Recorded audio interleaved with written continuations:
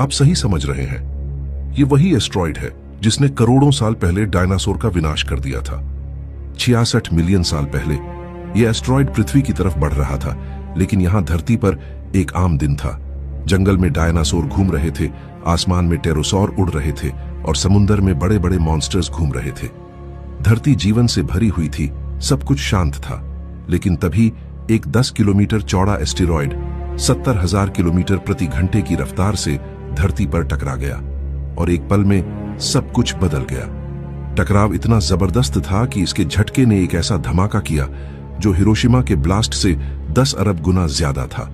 पूरा आसमान आग में बदल गया, समुंदर उबलने लगे और हवा में जहर भर गया।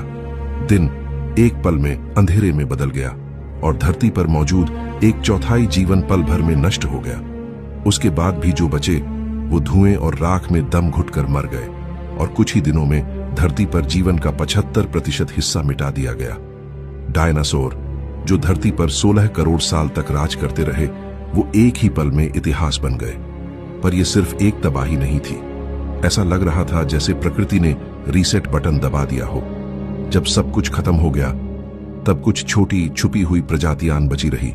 छोटे मैमल्स यानी स्तनधारी जो जमीन के अंदर छुपे थे।